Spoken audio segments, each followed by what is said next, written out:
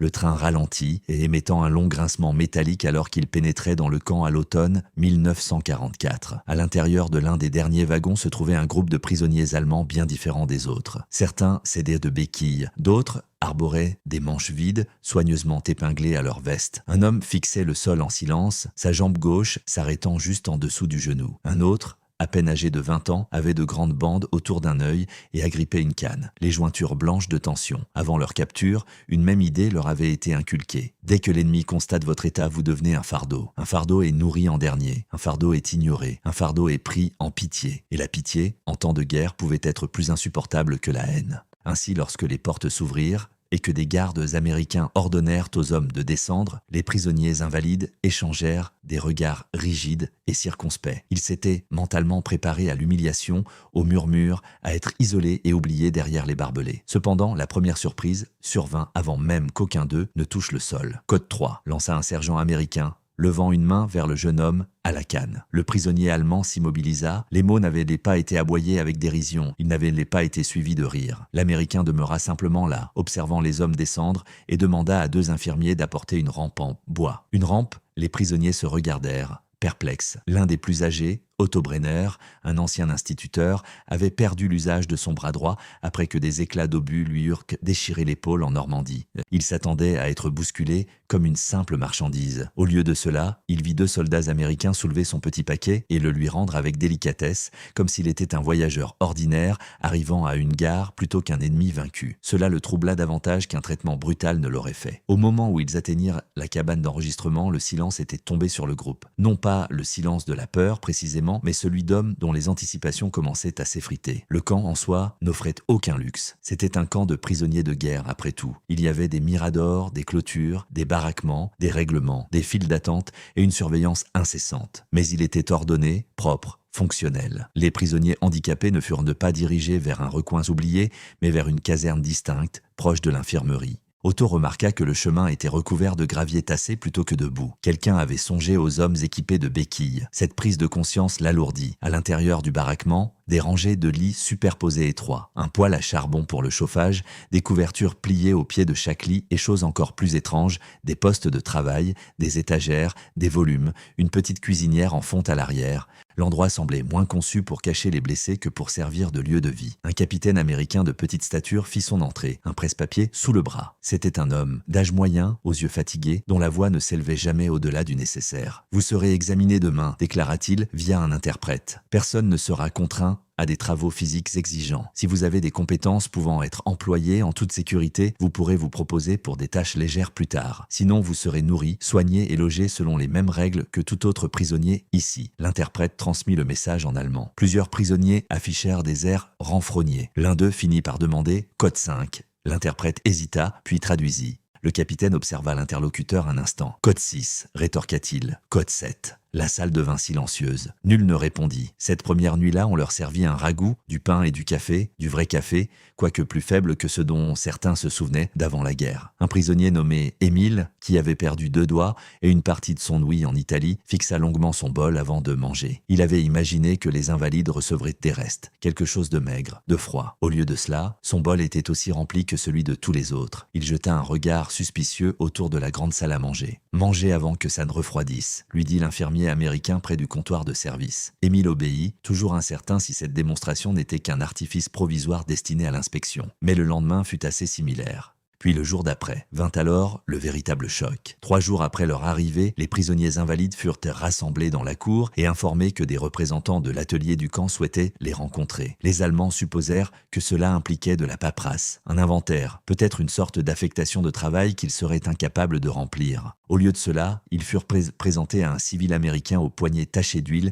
et aux lunettes à monture métallique. Il dirigeait un atelier de réparation rattaché au camp où des prisonniers ayant des compétences techniques réparaient parfois des bottes, raccommodèrent des uniformes, restaurèrent des chaises, réparèrent des horloges ou triaient des outils pour les réutiliser. Il examina attentivement les hommes et posa une question par l'intermédiaire de l'interprète. Code 9, plusieurs prisonniers échangèrent des regards incertains. Un mécanicien leva la main, un cordonnier leva la sienne. Puis Otto, l'instituteur, leva péniblement son bras valide en ajoutant qu'avant le conflit, il avait également relié des livres dans l'imprimerie de son frère. Un autre avoua avoir réparé des montres à Stuttgart. L'officier américain acquiesça comme si c'était exactement la réponse escomptée. « Pas de corvée lourde » déclara-t-il, « pas de travaux des champs, pas de tâches punitives. Mais s'il désirait travailler, j'ai besoin de compétences précises. » L'interprète traduisit. De nouveau, la question se matérialisa dans la pièce, tel un spectre. Personne ne la formula à voix haute cette fois-ci. La réponse se manifesta au cours des semaines suivantes. Les Américains ne souhaitaient pas prendre en charge les soldats allemands handicapés de la manière redoutée par les prisonniers. Ils ne les tapotaient pas sur l'épaule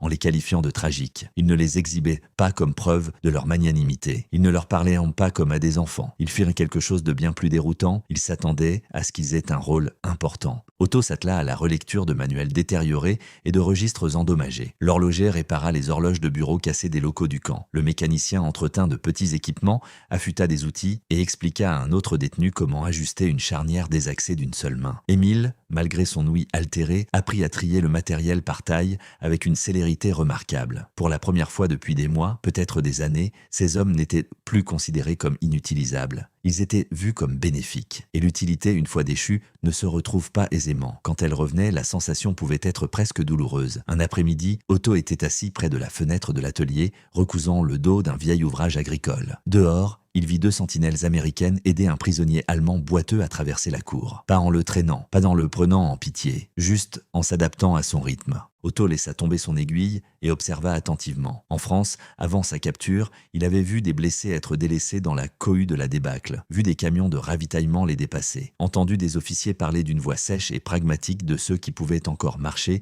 et de ceux qui ne le pouvaient plus. Et à présent, dans ce camp de prisonniers géré par l'ennemi, il était témoin de quelque chose qu'il n'avait pas anticipé revoir en temps de guerre, la patience. Ce soir-là, il parla discrètement à un autre détenu nommé Klaus, un ancien employé des chemins de fer ayant perdu un œil. « Leur gentillesse n'est pas celle que j'imaginais », confia Otto. Klaus leva les yeux. « Non, ils agissent comme si c'était la norme. » Klaus acquiesça lentement. « C'est ce qui rend la chose complexe à assimiler. » La rumeur se propagea dans le camp que les prisonniers invalides étaient devenus parmi les plus dévoués de l'atelier, non les plus vigoureux, non les plus vifs, mais les plus consciencieux, les plus constants, les moins enclins à gaspiller les matériaux ou à commettre des fautes par inadvertance. Un officier d'approvisionnement américain ramassa un jour une boîte à outils restaurée et demanda qui avait réparé le loquet. Lorsqu'on lui répondit que c'était l'œuvre d'un prisonnier allemand manchot, il se contenta de dire « Dites-lui que le travail est impeccable ».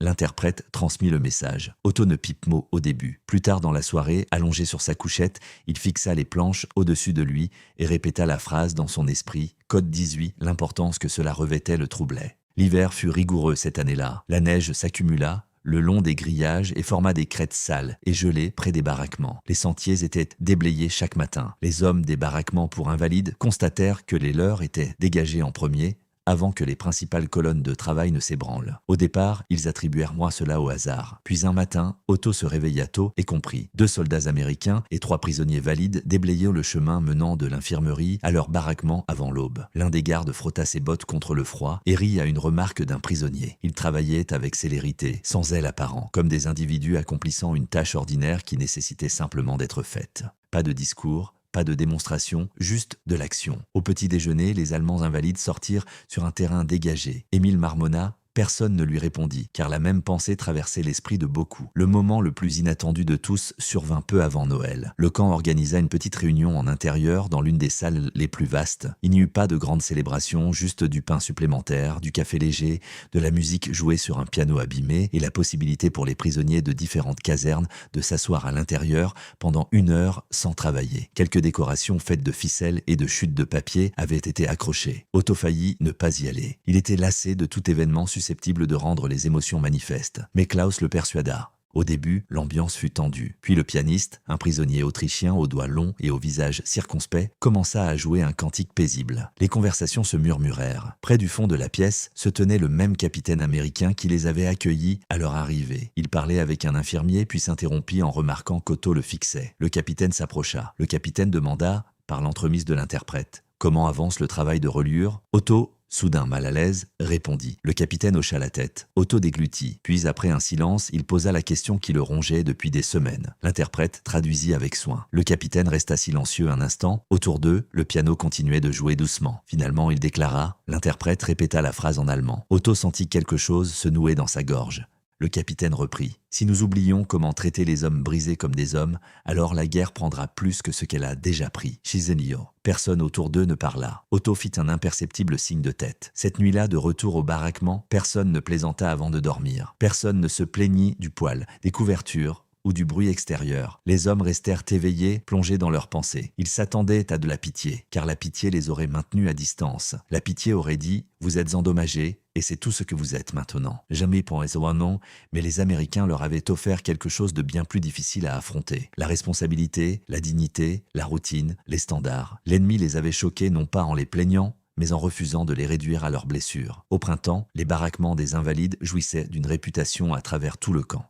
S'il fallait réparer quelque chose de délicat, on l'envoyait là-bas. Si des dossiers devaient être triés, on les y envoyait. Si des outils nécessitaient des mains minutieuses plutôt que des dos robustes, on les y acheminait. Les hommes eux-mêmes avaient changé, même si peu l'auraient admis à voix haute. Leurs épaules se redressèrent, leur élocution devint plus assurée. Certains commencèrent même à envisager des avenirs qu'ils n'avaient pas osé imaginer depuis des mois. Otto commença à enseigner des rudiments de lecture le soir à 2 jeunes prisonniers qui avaient quitté l'école trop tôt. Klaus se mit à tenir un inventaire manuscrit pour l'atelier. Émile, qui parlait à peine auparavant, devint réputé pour corriger les erreurs dans les fournitures triées avec une précision acérée et un humour surprenant. Rien de cela n'effaçait la captivité, rien de cela n'effaçait la défaite, rien de cela n'effaçait le chagrin. Mais cela fit quelque chose d'inattendu, cela interrompit le désespoir. Des années plus tard, Otto aurait du mal à expliquer cette période à son petit-fils. Il décrirait les clôtures, le froid, la honte de la reddition, l'incertitude, les longues nuits. Il ne la romancerait pas. Il ne prétendrait pas que la prison était une liberté. Mais lorsque le garçon lui demanda ce qui l'avait le plus choqué en Amérique, Otto ne mentionna pas la nourriture, ni la taille du camp, ni l'équipement des ateliers. Il dit ceci: « Nous pensions qu'ils nous regarderaient et verraient ce que la guerre avait brisé. Au lieu de cela,